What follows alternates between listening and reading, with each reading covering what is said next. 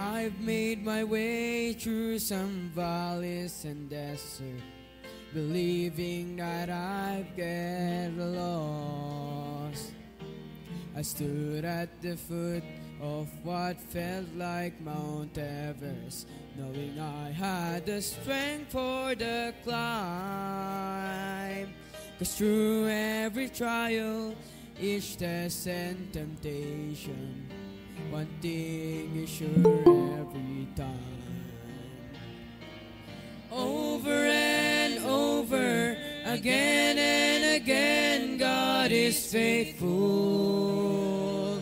Over and over, again and again, through it all, He's made me able to stand and survive, to come through alive when it sure looked like I couldn't win.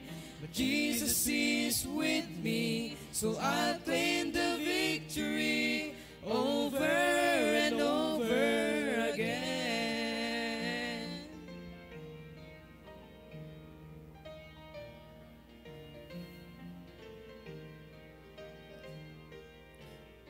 Ask me why, I have no hesitation. God does what He says He will do.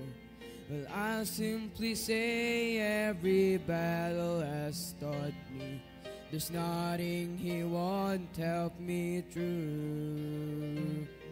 So why should I dwell on the hardships and struggles when I look just beyond them? I see the way this will end is with great celebration, and deep in my heart I believe.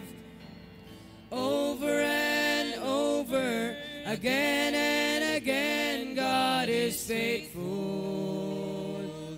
Over and over, again and again, through it all, He's made me able to stand and survive, to come through alive when it sure looked like I couldn't win. But Jesus is with me, so I'll claim the victory over and over again. Over and over, again and again, God is faithful. Over and over, again and again, through it all, He's made me able to stand and survive, to come through alive when it sure looked like I couldn't win. Jesus is with me, so I'll claim the victory over and over again. Jesus is with me, so I'll claim the victory over and over, over and over, over and over again.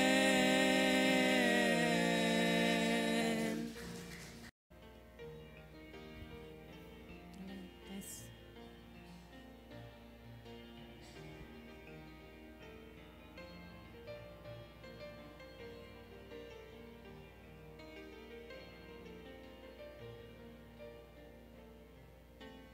It is hard to understand God's purpose in our lives. It is hard to obey the perfect will of God. But all we need to do is to trust Him with all our heart, because God is faithful every time. God is faithful every time. He will never leave you. God is faithful every time. He will now protect you All things are come with a purpose. Whether it is hard, still God knows what is best, because God is faithful every time.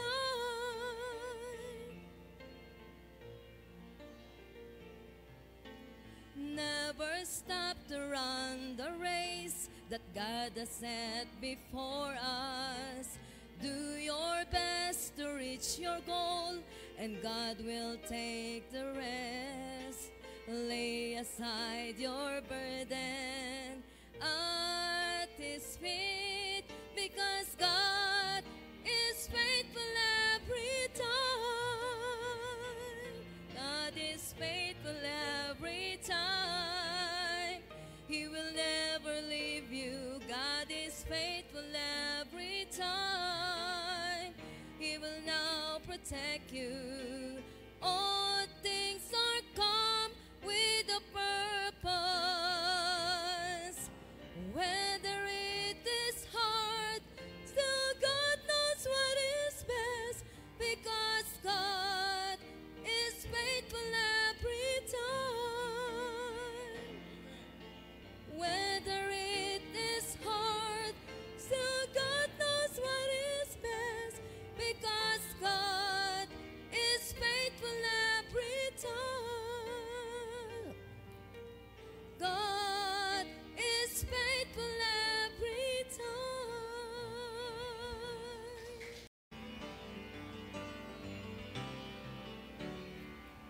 Lately I've been through some testing and trials. Felt like a detour that went on for miles. But standing here now looking back, I can say, Lord, I'm thankful. Some storms I thought I would never survive, but here I am feeling so strong and alive.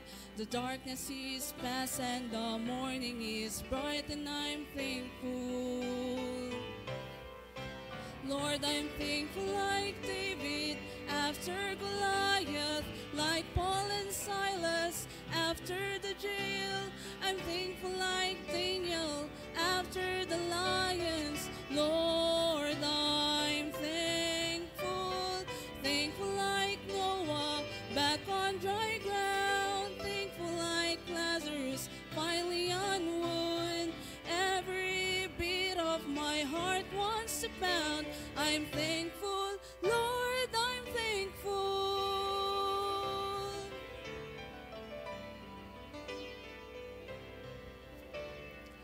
I battled giants of failure and fear, shadows of doubt where my hope was unclear. But all along, Lord, you were hovering near, and I'm thankful. All the sins of my past were a thundering roar that echoed the guilt that I could not ignore. But it's nailed to a cross, and I hear it no more, and I'm thankful. Lord, I'm thankful like David after Goliath, like Paul and Silas after the jail. I'm thankful like Daniel after the lions. Lord, I'm thankful. Thankful like Noah back on dry ground. Thankful like Lazarus finally on wood. Every beat of my heart wants to pound. I'm thankful, Lord, I'm thankful. Thankful like Noah back on dry ground. Thankful like Lazarus finally on wood. Every beat of my heart wants to pound. I'm thankful, Lord, I'm thankful. I'm thankful, Lord, I'm thankful.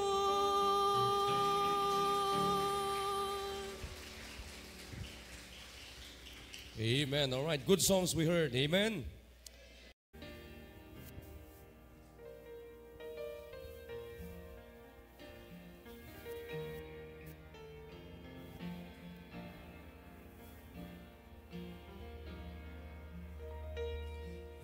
When the hurt goes deeper than the deepest place your heart has ever known. When you're standing in your darkest trial and it seems you're standing all alone. When the tears fall down like bitter rain and you're wondering if the sun will shine again. In the midst of disappointment, look around, you'll find a faithful friend. He's walked through my darkest valley, shining light upon the lily by the way. He has picked me up and held me when I thought I could not face another day. And when my heart had stopped its singing and my mind was simply searching for an end, I can tell you by experience, I found a faithful friend. Jesus is a friend that sticks closer than any brother ever can.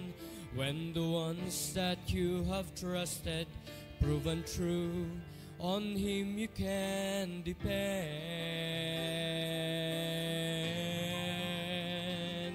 He will never fail or let you down, and His love will help the broken heart to mend.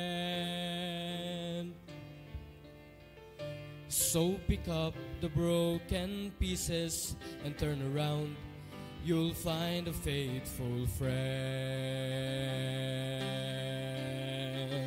He's walked through my darkest valley, shining light upon the lily by the way.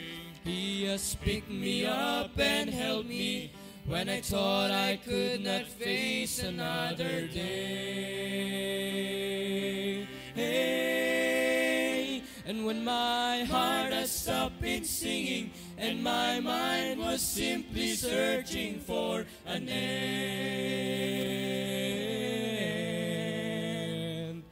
I can tell you by experience, I found a faithful friend. He's walked through my darkest valley, shining light upon the lily by the way. He has picked me up and held me when I thought I could not face another day.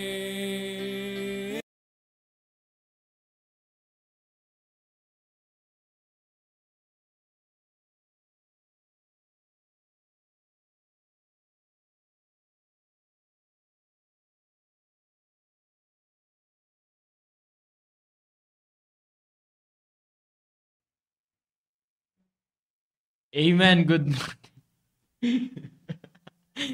morning po sa ating lahat. Yan, medyo nag-moist lang yung ating camera sa sobrang lamig. Pambira. Ayan, pero mamaya-maya ayos rin po yan. Para tayo mga kaluluwa dito. Ayan, kasama ko po si Brother Pong. Sa umaga ito, bumati ka rin po sa ating mga viewers. Morning po sa inyo, ma'am. Ayan, good morning po at batiin mo muna isa-isa ang mga ating maagang viewers na nandyan. Nandyan po si Ma'am Emilia. Good morning Ayan, po. good morning, ma'am. Si Kitli. Si Tex.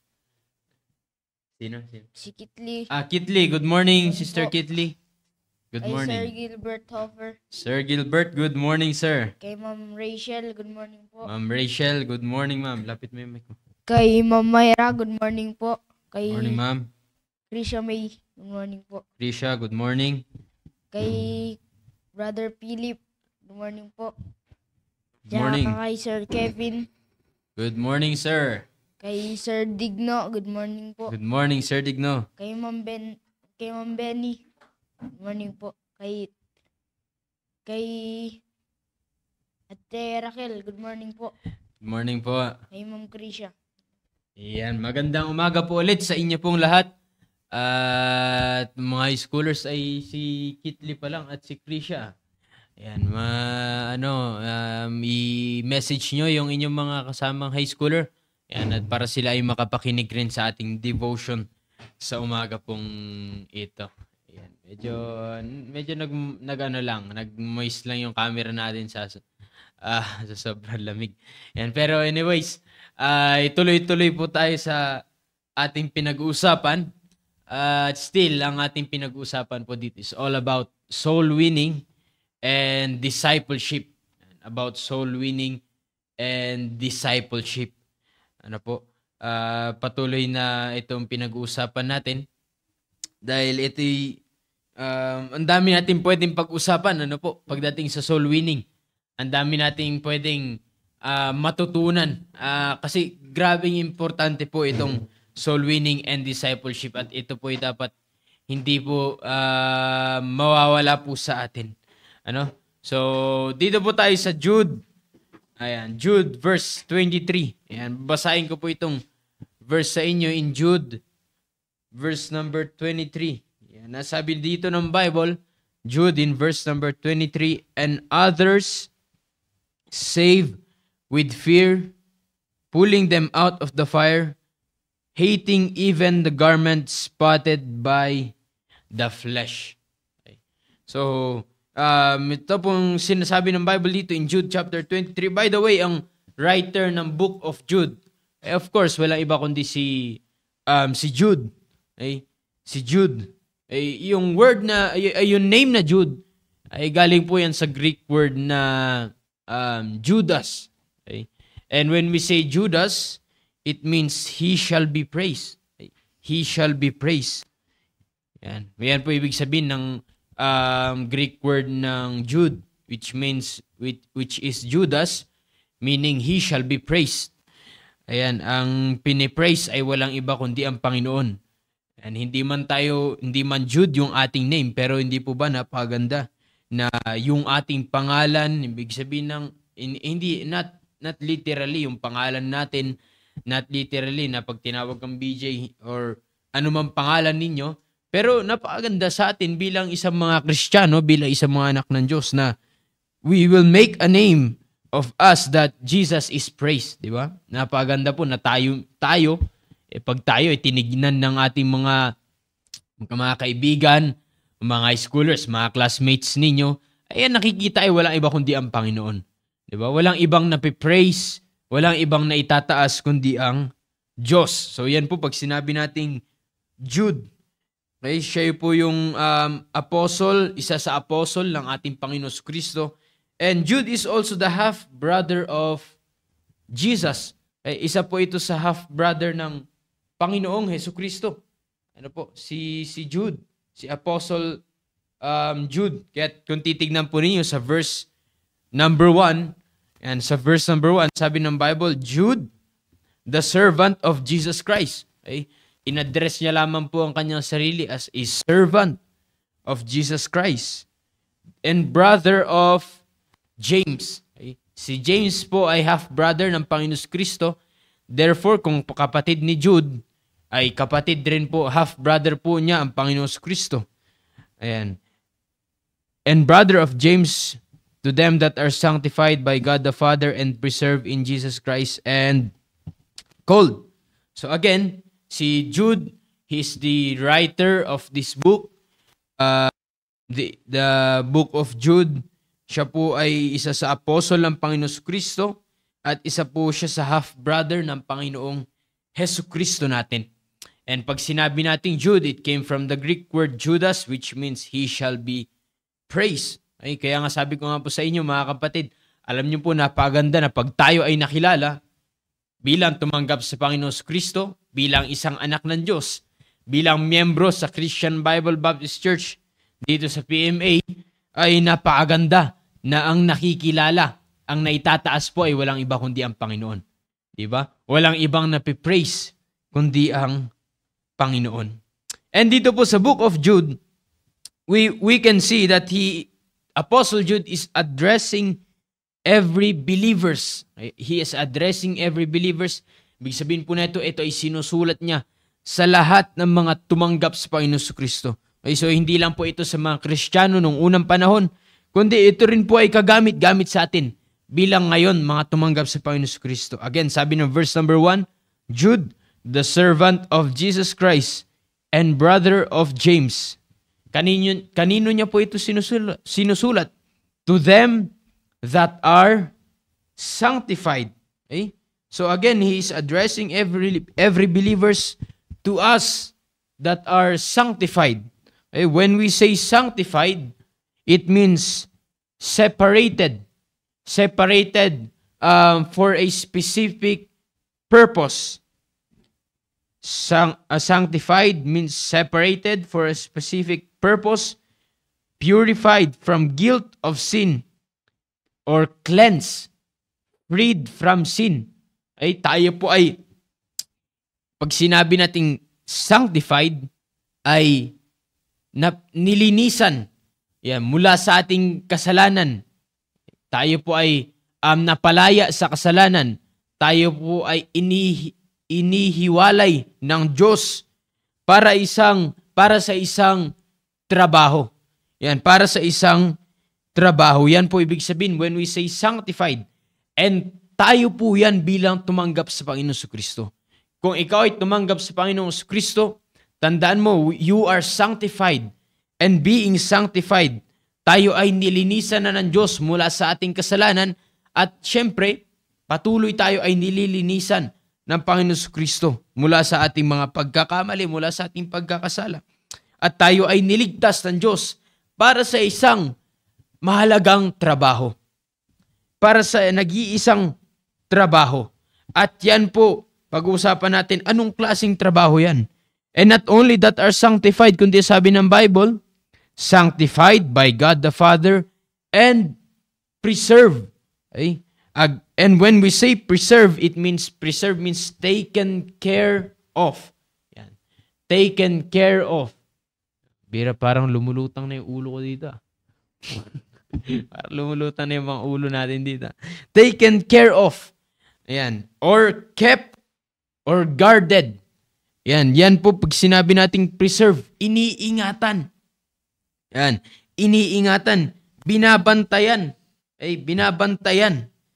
So, kaya nga po, again, hindi lang tayo nililinisan patuloy ng Panginoon Kristo mula sa ating kasalanan, nalinis at patuloy na nililinisan at inihiwalay pa tayo mula sa kasalanan. At hindi lang yun, inihiwalay tayo ng Diyos at tayo ay preserve ng Panginoon. Iniingatan tayo ng Diyos. Ano yung unang-una iniingatan ng Diyos sa atin? Yung ating soul, yung ating kaluluwa na hindi na makailanman mapapahamak sa impyerno. Our soul is guarded. Ayan, guarded. Ibig sabihin po ay bantay-bantay ng Diyos. Ayan, sabi ni Nanay Lina, Amen, good morning. Bakit parang spirit? parang spirit, parang kaluluwa daw, sabi ni Nanay. Ayan, pero mamaya ayos rin po yan, Nay. Kaya nga, Jude is addressing every believers to us that are sanctified and preserved. Ayan. And he is exhorting us to earnestly contend for the faith. Yan, tignan po ninyo sa verse number 3. Sabi ng Bible dyan, Beloved, when I gave all diligence to write unto you of the common salvation, it was needful for me to write unto you and exhort you that ye should earnestly contend for the faith. And earnestly for the faith. So when we say with sincere and intense conviction, yan. Ibig sabihin ay seriously, solemnly, ibig sabihin totoo ka po. Ikaw ay seryoso. Yan, saan tayo magiging seryoso? That maging seryoso tayo, maging totoo tayo in contending for the faith. Yeah, when we say contend, ay we are ipinaglalaban po natin. Ayan, sa ating lingwaya ay pinaglalaban natin, talagang ipinaglalaban natin. Ayaw natin na mawala sa atin. Ayaw natin na matalo tayo saan po? Sa ating pananampalataya sa Panginoon.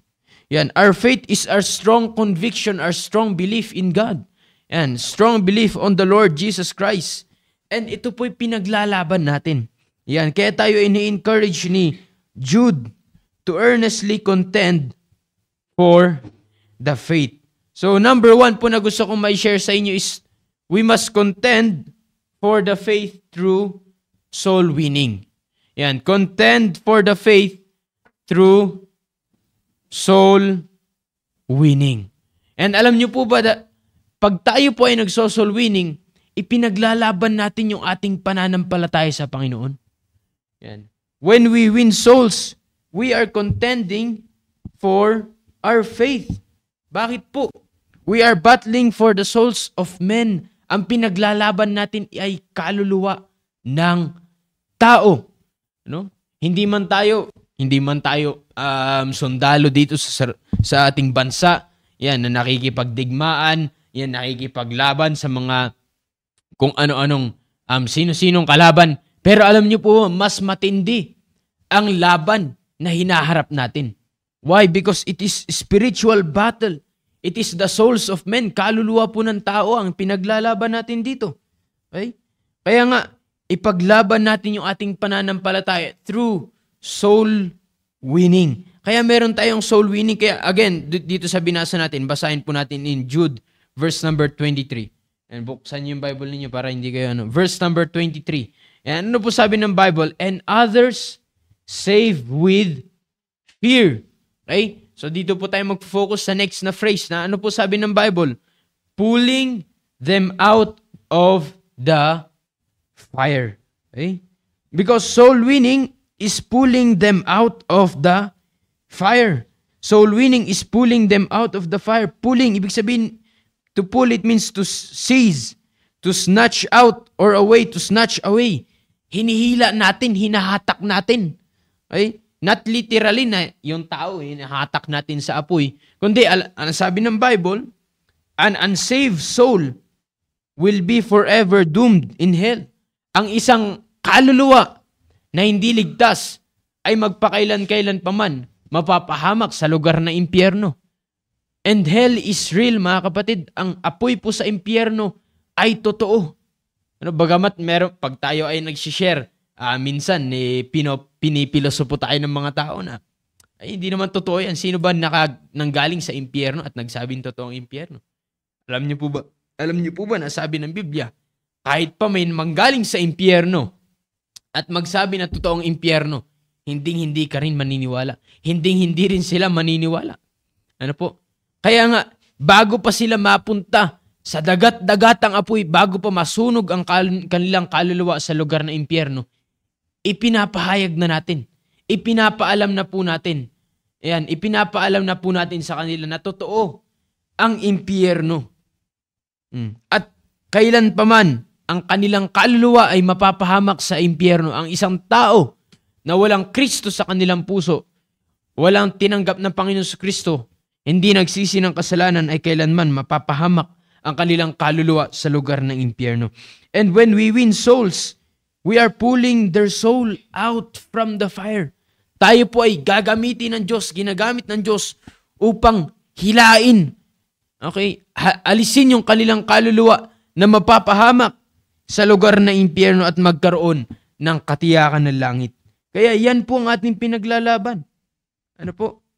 We are pulling their soul from hell, from the fire, mula sa kapahamakan, sa lugar na impyerno na magpakailan-kailan pa man. And please open our Bibles in Matthew chapter 16. And Matthew chapter 16 in verse number 26. Yan, basahin natin sabay-sabay dito. And Matthew chapter 16 in verse number 26.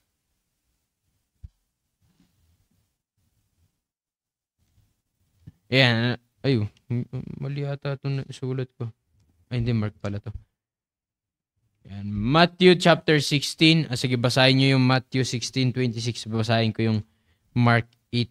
26. Ayan, ako muna magbasa sa Mark at basahin niyo yung Matthew. Ayan, Mark chapter 8 in verse number 36. Ang sabi po ng Bible dito, "For what shall it profit a man if he shall gain the whole world and lose his own soul? Or what shall a man give in exchange for his soul?" Okay? Yan ang tanong ng Bible po dito. Yan ang tanong ng Panginoon Kristo. What shall it profit a man? What is the use? What is the advantage? What's the benefit of a man if he shall gain the whole world? Para saan po na makukuha ng isang tao, makamtan niya ang buong mundo, but and lose his own soul? Suffer loss for his own soul. Di ba? Para saan po? Or what shall a man give in exchange for his soul? Anong pwedeng ipalit ng tao para sa kanyang kaluluwa? Di ba? Yan ang sabi ng Bible. Basahin niyo Matthew chapter 16 and in verse number 26. Yan, sige. So, sabay-sabay kayo. Ready, read. "For what is a man profited if he shall gain the whole world and lose his own soul? Or what shall a man give in exchange for his own soul?" Okay? Kaya nga, ito po ang tanong ng Panginoon Kristo, what shall it profit a man? What's the use? Okay? If he shall lose his own soul, if he shall suffer loss for his own soul in hell. Kaya nga, tayo po, anong ginagawa natin? We win souls. Kaya nga dito sa ating simbahan, kahit sino pa yan, o mga high schoolers, bagamat high schoolers kayo, mga young people tayo, pero in soul winning, hindi tayo namimili ng tao. Lahat ng tao ay merong kaluluwa at lahat yan ay nangangailangan ng Panginoon Kristo because what shall it profit a man? Di ba? What's the use of man's power yet he will lose his own soul? The power is man's wisdom. Di ba? Matalino man yan. Di ba? Magaling man yan sa mundong ito. Mataas ang pinag-aralan. May kapangyarihan. Bakit matalino eh? But what's the use ng kanyang katalinuhan yet he will lose his own soul? Diba? They may be wise, but without Christ, they are fools. Diba? They may be wise, but they're fool without the Lord Jesus Christ. Matalino man yan sa mundong ito, but kung wala silang Kristo sa alilang puso, sila ay mangmang pa rin sa harapan ng Diyos. Kaya nga tayo, we have to win them for Christ. We have to pull their soul na mapapahamak sa Panginoon Kristo. Matalino man yan, mataas man ang pinag-aralan yan. Ngunit pag wala yung Kristo, mapapahamak ang kanyang kaluluwa sa lugar na impyerno. At kailanman walang magagawa ang kanyang katalinuhan. Diba? Kaya nga mga scholars, kailangan magamit ka ng Panginoon in winning souls. Diba? Huwag tayong mamili. O yung classmate mo, kahit sabihin mo matalino yan, kailangan niya ng Panginoon Kristo. Para saan ang kanyang katalinuhan kung isang araw ay ang kanyang kaluluwa magpakailan-kailan pa masusunog sa impyerno? Diba? What's the use of man's possession yet he will lose his own soul? Diba? Para saan yung possession, yung riches ng isang tao? Ngunit isang araw, ang kanyang kaluluwa ay mapapahamak sa lugar ng impyerno. They may be rich in this world, but they are poor without the Lord Jesus Christ. Kahit gaano kayaman, gaano karaming pera ang isang tao sa mundong ito, gaano karami ang kanyang ari-arian sa mundong ito, ngunit kung wala ang Panginoong Kristo sa kanilang puso, kanilang kaluluwa ay mapapahamak sa lugar ng impyerno. At sabi ng Biblia, para saan yun? Para saan yung yaman na meron ng isang tao? Diba? Anong gagawin niya sa kanyang kayamanan? Wala naman siyang Kristo na tinanggap. Ang kanyang kaluluwa ay sa impyerno ang tungo. Sa impyerno magdurusa, magpakailan-kailan pa man. Diba? What's the use of man's power? What's the use of man's possession? Kaya nga po, lahat po ng bagay na ito. What's the use of man's position? Yet he will lose his own soul. Diba? They may have position in this world, but there's still nothing without the Lord Jesus Christ. Gano man, mayor man yan, or nasa mga official ng ating gobyerno, government officials, o sino pa man yan. Sa mundong ito, pag wala silang Kristo sa kanilang puso, walang kwenta ang kanilang posisyon sa mundong ito. Kaya nga tayo, when we win souls, ay hindi tayo namimili. Diba? Maliit man o malaking bahay, pinupuntahan natin, kinakatok natin, at ipinapakilala natin ang Panginoon Kristo. At ipinapakilala natin na kapag wala silang Kristo sa kanilang puso, ang kanilang kaluluwa ay magpakailan pa man magdurusa sa lugar na impyerno. Diba? Kaya nga, that's why we have soul winning. We are contending for the faith through soul winning. Because all is nothing without the Lord Jesus Christ. Lahat po ng bagay sa mundong ito, sino man ang taong yan, walang kwenta pag walang Panginoon Kristo. Walang kwenta kung ang kanyang kaluluwa ay magpakailan-kailan pa man magdurusa, masusunog lang sa lugar ng impyerno. Kaya nga, high schoolers, napakaganda na magamit kayo ng Panginoon. Gamitin kayo ng Diyos through soul winning. That's why we have to win them for the Lord. No? Kaya nga, meron tayong confrontational soul winning. Diba? May masalubong ka dyan. Pag may pagkakataon, bigyan mo ng tracts. Diba? Dito sa ating simbahan, pag nagmamadali, sabihin natin, basahin nyo na lamang po. Ngunit, in just for 3 to 5 minutes, ipapaliwanag natin. Diba? Maaring sabihin mo, mukhang mayaman, minsan mukhang masungit. Pero may kaluluwa yan. Kailangan niya ng Panginoon Kristo. Hindi mo alam, may problema yan sa kanyang buhay. At syempre, walang ibang kasagutan sa lahat ng problema kundi ang Panginoon Kristo. At naibahagi mo sa kanya. Diba? We are pulling them out of the fire. Yung sabi ng Bible, sabi ni Jude, we are pulling their soul from, mula sa kapahamakan sa lugar ng impyerno. No, kaya nga in-encourage tayo ni Jude ng salita ng Diyos na tayo ay magpagamit sa Panginoon. No? Through soul winning. Because who will tell them except us who are saved? Except sa ating mga sanctified and preserved in the Lord Jesus Christ. Kaya nga kung ikaw ay tumanggap na sa Panginoon Kristo, kung totoong ikaw ay nalinisan na mula sa iyong kasalanan, meron ka ng Kristo sa iyong puso, dapat tayo yung gagamitin ng Diyos to win them, to pull their soul from the fire. Mga high schoolers, mga kapwa kayang people, you have your classmates sa inyong mga schools. Di ba? Again, sabi ko nga nung nakaraan, nasharean nyo na ba ang buong klase ninyo? Di ba? Nakakatabi mo, pero hindi mo man lang masharean. Hindi natin alam ang buhay. Baka nga mamaya katabi mo ngayon, kinabukasan, di mo nakatabi. Pero, ang tagal mong nakasama sa iyong klase, ngunit hindi mo man lang na-share ang salvation sa kanya. Saan mapupunta ang kanyang kaluluwa? Mapapahamak sa impyerno. Bakit hindi ka nag-share? Hindi mo man lang naipakilala ang Panginoon Kristo. Di ba? Wala nang ibang magbabahagi sa kanila. Wala nang ibang magsasabi sa kanila kundi tayo. Tayo mga tumanggap sa Panginoon Kristo. Diba? Ganon din po sa ating lahat. Sa inyo po, sa mga live viewers na nandyan, hindi man po kayo high schoolers, pero you have your, pumupunta po kayo sa inyong mga offices, you have your workmates, diba? Nakakasama nyo po sa inyong trabaho. Napakaganda na may pakilala po muna natin ang Panginoon Kristo. Diba? Everyone needs the gospel. Lahat po ay nangangailangan ng Panginoong Kristo. Lahat po ay nangangailangan na tumanggap sa Panginoong Kristo. Who will show them if we will not contend for our faith earnestly in sharing the gospel? Earnestly in sharing the gospel. Di ba? Sino po ang magpapakilala sa kanila sa Panginoong Kristo? Kundi po tayo na tumanggap sa Panginoon Kristo. That's why we have to earnestly contend for the faith through soul winning. Again, earnestly, seriously, totoo.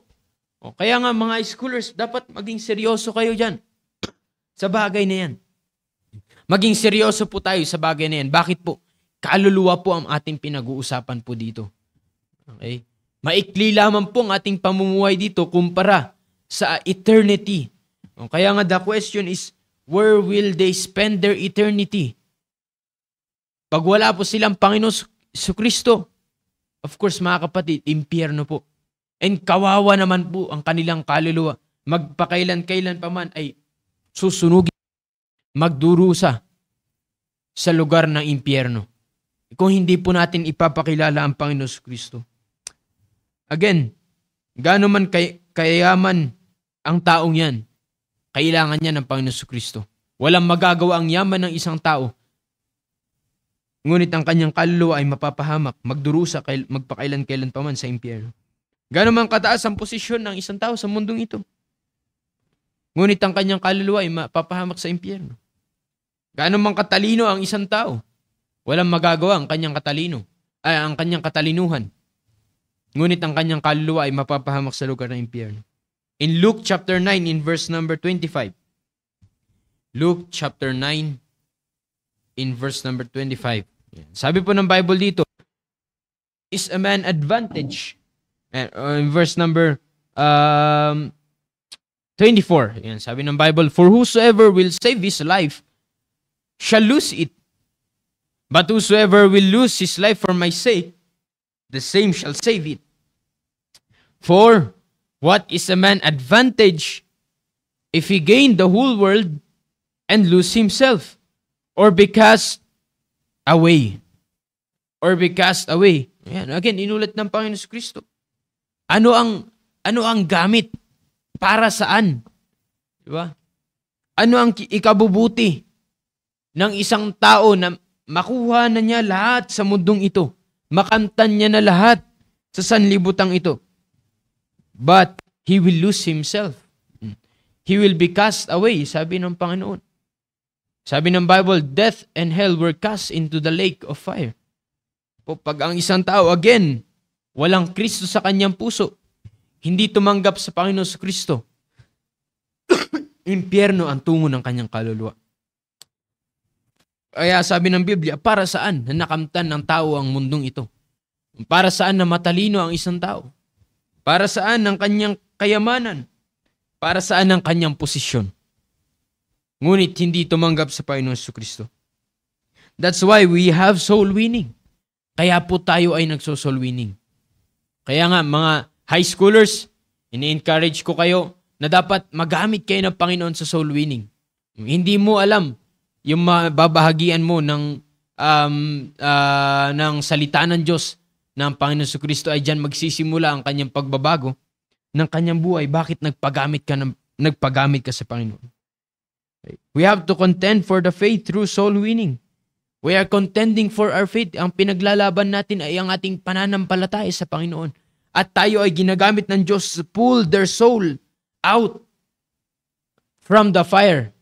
Inihila natin yung ating kaluluwa, ang kanilang kaluluwa upang hindi na mapahamak sa lugar ng impyerno, upang hindi magdusa sa lugar ng impyerno. Para hindi at sila ay magkaroon ng buhay na walang hanggan sa langit. Hindi ba napakaganda yun? Diba? Gaano man katalino ang tao sa mundong ito, hindi nila alam yun. Hindi nila alam yun. Ngunit, kung ikaw ay papagamit sa Panginoon Kristo, diba, nakasalubong mo, hindi ka nagdalawang isip na bigyan ng tracts at ibahagi ang Panginoon sa Kristo sa kanila, diba? Ginamit ka ng Diyos upang hindi na mapahamak ang kanilang kaluluwa sa lugar ng impyerno. At sila ay magkaroon ng assurance of heaven. Buhay na walang hanggan sa langit. Diba? Kaya nga, mga high schoolers, again, ini-encourage ko kayo. Ganon din po lahat na nakikinig sa umaga pong ito. Meron tayong soul winning. Hanggat may, hindi lang po Saturday ang ating soul winning, hindi lang pag may saturation, kundi hanggat may pagkakataon po tayo. May makakasalamuha tayo. Ang tanong po natin lagi ay, ito ba ay tumanggap na sa Panginoon Kristo? Di ba? O ito ba ay ligtas na? Kaya nga, kung ikaw ay totoong sanctified na, preserved na sa Panginoon Kristo, tumanggap na sa Panginoon Kristo, ikaw ay dapat gamitin ng Diyos to share the gospel, to share the assurance of heaven. Di ba? Again, Lagi mo nakakasama sa iyong eskwelahan. Lagi niya po nakakasama sa inyo pong mga trabaho. Ngunit na nakakalungkot ay kung hindi nyo man lang ma-share ang Panginoon Kristo. Tignan po ninyo in Luke chapter 9 verse 26. Ano sabi ng Bible dito? Katuloy po ng binasa nating verse. For whosoever shall be ashamed of me and of my words. Ang nagsasalita dito ang Panginoon Kristo, sabi niya, sino man ang ikakahiya ako at ang aking salita. Kasi ganyan na nangyayari minsan sa atin, ano? O mga high schoolers, mag-isa mo lamang na baptist sa iyong classroom. Di ba? Mag-isa mo lang na baptist sa iyong classroom. Nahihiya ka na i-share. Ang salvation sa kanila. Bakit? Mag-isa mo lang. Maaring yung iba po sa atin ay ganun. Nahihiya ka pa na mag-share. Alam mo na, totoo na tinanggap mo ang Panginoon Kristo, totoo na nasa iyo ang Panginoon Kristo. Ngunit nahihiya ka pa na ibahagi ang tinanggap mo na Panginoon Kristo. Alam niyo po ba na sabi ng Biblia, ikinakahiya natin ang pangalan ng Panginoon Kristo. Ikinakahiya natin ang salita ng Diyos. And ano pong sabi ng Biblia? Ano sabi ng Panginoon? For whosoever shall be ashamed of me and of my words, of him shall the Son of Man be ashamed. Isang araw, tayo rin po ang kahiyahiya sa harapan ng Diyos. When he shall come in his own glory and in his Father's and of the holy angels. Tandaan po natin, kung ikaw ay totoong tumanggap sa Panginoon Kristo, lahat po tayo ay haharap sa Panginoon. And again, hindi tatanungin ng Diyos o mga schoolers kung gaano ka ka-faithful sa iyong klase. Kung perfect attendance ka sa iyong klase. Hindi yan tatanungin ng Panginoon. Although, that is important.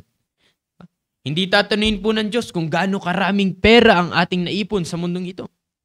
Hindi po tatanungin ng Diyos kung gaano tayo ka-faithful sa ating mga trabaho, sa ating mga offices sa labas.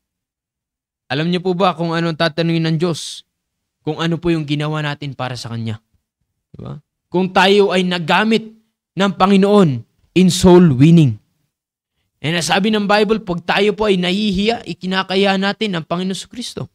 Ikinakaya natin ang salita ng Diyos at isang araw, tayo rin ang kahiyahiya sa harapan ng Panginoon. Hindi na tayo kailanman pwedeng makapagsinungaling sa Panginoon. Sabi ng Bible, so then every one of us shall give account of himself to God. Diba? O kaya nga ngayon, hayaan mo na gamitin ka ng Diyos through soul winning. Again, high schoolers, hindi mo pa na-share ang buong klase mo. May katabi ka dyan o na ka-classmate mo. I-share mo ang Panginoon Kristo. Mag-isa mo lang na baptist. Huwag ka mahiya. Mas maganda nga na ipakilala mo para at least alam nila na ikaw mismo ay merong Kristo. Ikaw ay ang miyembro sa simbahan natin. Di ba? O makikilala ka sa Panginoon Kristo. Makikilala ka na merong Diyos. Through soul winning. Makikilala ka ng mga classmates mo na ikaw ay merong Kristo at ibabahagi mo rin sa kanila. O makikilala ng iyong teacher.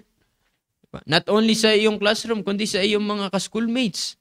O, makikilala ka dyan sa school na yan na ikaw ay merong Kristo at hindi lang nakilala ka, kundi na ipakilala mo rin sa kanila. Bakit? You win them. O, sinol win mo sila. Diba? Ganon rin po kayo mga nakikinig po na mga parents, mahal namin parents, mga adults na nandyan. O kung saan po kayo ginagamit ng Panginoon. Ano man pong trabaho ninyo. Ano man pong office po ninyo. Pwede po kayong gamitin ng Panginoon through soul winning. Huwag po kayong mahiya to share the gospel. To share salvation. Because again, mga kapatid, anumang estado ng kanilang pong buhay. Ngunit, ang tinitignan po ng Panginoon ay yung kaluluwa. At yun rin po ang tinitignan natin. Ang tanong po natin lagi ay, sila ba ay merong kasiguraduhan ng langit? Saan pupunta ang kanilang kaluluwa? Kaya nga po, tayo po ay dapat magamit ng Panginoon through soul winning. We are pulling their soul upang hindi na mapahamak sa dagat-dagatang apoy sa lugar na impyerno. Ano po? Kaya nga again, ito po ang encouragement ko sa bawat isa mula sa ating binasa in Jude verse number 23. Ang sabi ng Bible dito, and others save with fear, pulling them out of the fire, hating even the garments spotted by the flesh. Again, kung totoong tinanggap mo ang Panginoon Kristo, if you believe that you are sanctified, you are preserved on the Lord Jesus Christ, mga high schoolers, mga kapwa young people, we are exhorted by the Lord Jesus Christ through this verse to earnestly contend for the faith. Maging seryoso tayo na ipaglaban yung ating pananampalataya. Dapat ipakita mo na totoo mong tinanggap ang Panginoon Kristo. Ipakita mo na meron kang talagang Diyos. Dapat hindi lang magtatapos na sinabi na nagsisi tayo ng ating kasalanan. Tinanggap natin ang Panginoon Kristo. Dapat ipakita natin. Paano natin ipapakita? How can we earnestly contend for the faith? Contend for the faith through soul winning. We're pulling their soul again from the fire. Diba? Ipaglaban natin, ipakita natin sa mundong ito na tayo bilang tumanggap sa Panginoon Kristo, ipakilala rin natin yung tinanggap natin na Panginoon Kristo sa kanila. Ituturo natin na gaano man sila kayaman, gaano man sila katalino, gaano man kataas ang kanilang posisyon sa mundong ito. Lahat yan ay walang magagawa, kundi walang ibang kailangan nila kundi ang Panginoong Kristo. At pag sila ay tumanggap sa Panginoong Kristo, hindi ba napakaganda, napakasaya, ginamit ka ng Diyos upang yung kaluluwa nila ay hindi na mapahamak sa lugar na impyerno at meron na silang buhay na wala hanggan sa langit. Di ba? Nadagdagan na naman ang pamilya ng Panginoon. At hindi lang natin isinosolvin. Again, iniimbitahan natin dito sa simbahan. At pag sila ay nabaptize, tuturuan po natin. Di ba? Kaya nga napakaganda o napaka-importante ng soul winning and discipleship. Again, mga high schoolers, alam ko may pasok pa rin kayo ngayon eh. Diba? Sabi nga ng iba, ang dami nagre-reklamo yung mga hanggang elementary lang, walang pasok. Pero, bagamat ganyan, sabi nga ng iba, sabi nila kay Mayor, hindi na waterproof na ang mga high schoolers ngayon. Di ba? Wala ba? Wala silang pasok? Hanggang elementary lang. Di ba? Kaya nga mga high schoolers, tsaga-tsagaan ninyo. Hanggang elementary lang eh. Yan. Pero, yan, bagamat ganito yung panahon, mga high schoolers, kung hindi mo pa na-share ng iyong klase, i-share mo ang iyong klase. Na-sharean mo na lahat. Marami pang mga estudyante dyan sa inyong school. Di ba? Every day ay at least makapag-share ka. Every day, hindi mo napapansin, ipinapakilala mo ang Panginoon Kristo. Ganon din po sa lahat po ng mga nakikinig. Magpagamit tayo sa Panginoon through soul winning. Huwag nating hayaan na meron tayong makakausap, meron tayong makakasalamuha, ngunit maghiwalay kayo, kayo ng inyong pag-uusap, ngunit hindi mo man lang naipakilala ang Panginoon Kristo. Again, hanggat may pagkakataon po tayo, we have to go soul winning. We have to win them for the Lord. Hindi nila alam na win-win natin ang kanilang kaluluwa mula sa kapahamakan sa lugar ng impyerno. At hindi po ba napakaganda? Hindi po ba napakasaya na tayo ay gagamitin ng Panginoon? Hindi tayo yung nagliligtas sa kanila, hindi po tayo ang nag-aalis sa kanila sa kapahamakan, kundi tayo ay ginagamit ng Diyos. At hindi po ba napakaganda na tayo ay ginagamit ng Panginoon? Diba? Wala na pong ibang pinakamasayang buhay maliban sa buhay na ginagamit ng Diyos. At saan po tayo gagamitin ng Panginoon? Through soul winning. In sharing the gospel. Kaya nga, again, mga high schoolers, mga nakikinig, at ganun rin po sa lahat po ng mga parents na nandyan, or sa mga adults na po nandyan nakikinig, ay sa buong maghapon, huwag po tayong papayag na hindi natin naitaas ang Panginoon Kristo. Huwag po tayong papayag na hindi tayo nakapag soul winning. Hanggat may pagkakataon po tayo. So ayo po ako po ay naging encouragement sa bawat isa po sa inyo sa umaga pong ito Ayan, at ako po ay naniniwala na gagamitin ng Panginoon. Gagamitin po tayo ng Panginoon through soul winning kung tayo po ay magpapagamit sa Kanya. Ayan. So, I hope ako po ay naging blessing sa inyo sa umaga pong ito. And of course, ay meron po tayong mga live audience dito. Ayan, at kanila ring ibabahagi yung kanilang mga natutunan sa umaga pong ito. And pag kayo po ay meron po mga comments regarding po sa ating mga pinag-uusapan po dito all about soul winning and discipleship, pwede nyo pong i-comment dyan at amin pong babasahin yan. And kung kayo po ay meron mga comments. Ayan. So, pakinggan rin natin itong meron tayong mga live audience dito. Ayan, papakinggan po natin yung kanilang mga natutunan. I-share rin po nila yung kanilang mga natutunan sa umaga pong ito. Dito si Dexter kasama natin si Dex dito. Dex, huwag ka mahiya. I-share ninyo yung inyong mga natutunan sa umaga ito. Sige. Lapit niyo yung mic. Ang natutunan ko ay kung ayaw natin magpasakop sa Panginoon ay tayo po mapupunta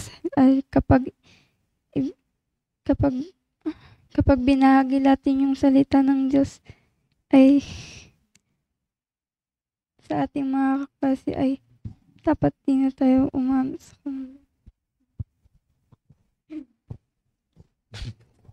Hindi mo maintindihan. Good morning po sa ating lahat. Ang natutunan ko ay dapat wag natin ikahiya ang salita ng Diyos at maging seryoso tayo sa pagsoul winning at ang unang-una natin dapat itinataas ang salita ng ang Panginoon at yun lang po. Good morning po. Natutunan ko po ngayong umaga ay dapat po wag po natin ikahiya ang salita ng Diyos at dapat po ipakilala po natin yung tinanggap po natin na Diyos at yung tinanggap po natin na buhay na walang hanggan sa mundo. At dapat po hindi po natin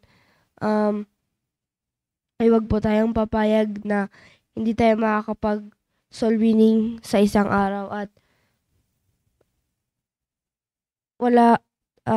dapat po we must earnestly contend for the faith at wala pong magagawa yung kayamanan ng isang tao pag wala pong salita ng Diyos. Kaya dapat po kahit sino pa yan, kahit mukhang mayaman or kahit sino pa, sharean pa rin natin dahil may kaluluwa pa rin ito. Yun lang.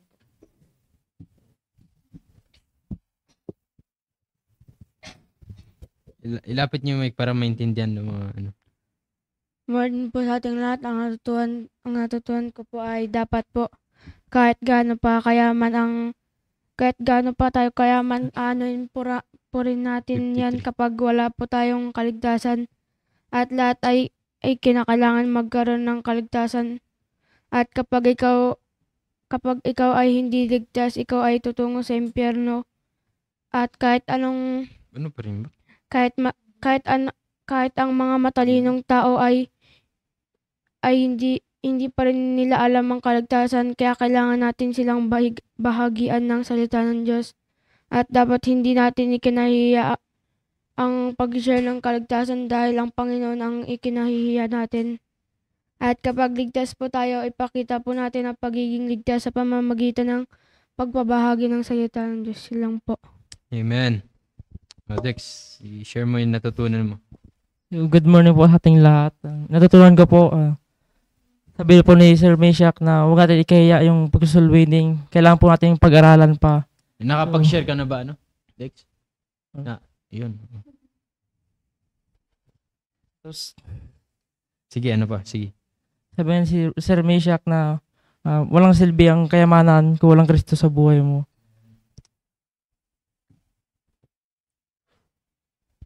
At yun lang po. Ayun, amen. And so, again, maraming salamat po. Yan sa inyo pong pakikinig at tignan mo nga pong sino yung hindi natin nabati kanina dyan. Mga nakinig natin. Yan po si Ayan, Sir, si Ma'am Irene at si Sir Edgar. On the way pa lang ba sila or nandun na sila? Nandun na sila sa Bontok. Yan, good morning po sa inyo, Sir and Ma'am. Sino pa? Kay Sir Salvador Bore, good morning. Yan, good morning po. And kay Ma'am Nelda. Yan, good morning, Sir Salvador. Especially nandyan po yung ating pastor. Good morning. Yan, ang ating pastor. May comment si pastor dito. Sabi niya, gising na, bangon na, kakabsat at makinig sa ating morning devotion. Yan. Lalo na mga high schoolers, nakinig lang si Krisha tsaka si Kitli. Yan, or baka may na-miss kami. Sino pa pong? Si Ma'am Lourdes Gadonan. Ma'am Lourdes? Opo. Yan. Kay Ma'am Gadonan. Josie. Ma'am Sa- Josie, good morning, ma'am. Good morning rin po kay Ma'am Mercy Katro. Good morning po, ma'am. Mm.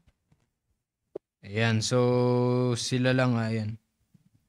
Kung hindi man po namin kayo nabati, ngunit na nakikinig po kayo, ay maraming salamat po sa inyo pong pakikinig. At sa susunod po ulit ay bukas, yan, meron po ulit po tayong devotion. Yan. Sabi ni Ma'am Mercy, totoo po, huwag tayong mahiyang magbahagi ng salita ng Diyos. Yan. So, yun po, ulit, dito po tayo nagtatapos. Maraming salamat po sa inyo pong pakikinig. And wala na kaming nakalimutan. Si Ma'am Rachel, nabati ba natin? Si Ma'am Rachel. Ayan. Okay, so again, maraming salamat po sa inyo pong pakikinig. Ingat po tayo sa buong maghapon. Yan, sa mga papasok sa school, sa inyo pong mga trabaho. And again, wag nating kalimutan na hanggat may pagkakataon po tayo ay makapag-soul win po tayo, makapag-share po tayo ng salita ng Diyos. At bukas po, wag nating kalimutan, ang ating pong midweek service ay dito po tayo sa Bahay Sambahan ng Panginoon. And Wednesday po sa araw po ng bukas at dito po tayo sa ating Bahay Sambahan. Alright, so yun lamang po. Again, salamat po sa Panginoon. Dahil sa umaga ito ay nasimulan natin ang ating araw na nakinig na salita ng Diyos. At dito na po tayo magtatapos. Tayo po ay magwawakas na sa panalangin. Let's pray. Dakilang Diyos, maraming salamat po Panginoon sa aming natapos na devotion. Salamat po sa inyo pong salita na aming nabasa. Salamat po sa aming naunawaan po mula po sa inyo pong salita. Patungkol Panginoon sa soul winning and discipleship. At patuloy na gamitin niyo po ang bawat isa Panginoon. Soul winning, especially itong mga high schoolers, kami pong mga young people, Panginoon. Ganun rin po lahat ng mga nakinig, mga members ng inyo pong simbahan, Panginoon, na ipakilala ang Panginoon sa Kristo. Sa buong maghapon, ay patuloy na kayo pong mag-ingat at walang ibang maitataas, kundi po kayo, Panginoon. Humihiling po kami ng kapatawaran sa aming pagkukulang at pagkakasala, protection po sa buong maghapon na aming pong mga gagawin. Yan, ito po ang aming dalangin sa pangalan ni Jesus. Amen. Amen. Again, maraming salamat po sa inyo pong pakikinig. Thank you po and God bless po sa inyo pong lahat. Maraming salamat po.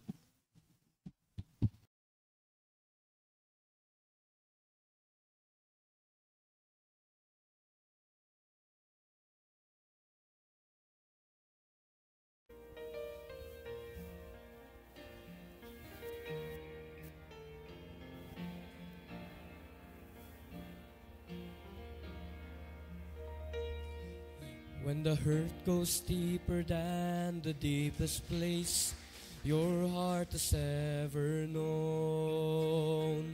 When you're standing in your darkest trial and it seems you're standing all alone.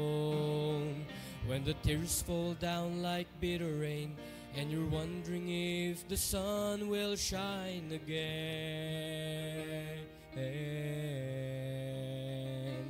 In the midst of disappointment, look around, you'll find a faithful friend. He's walked through my darkest valley, shining light upon the lily by the way. He has picked me up and held me when I thought I could not face another day. And when my heart had stopped its singing and my mind was simply searching for an end, I can tell you by experience, I found a faithful friend. Jesus is a friend that sticks closer than any brother ever can. When the ones that you have trusted proven true, on Him you can depend. He will never fail or let you down, and His love will help the broken heart to mend. So pick up the broken pieces and turn around.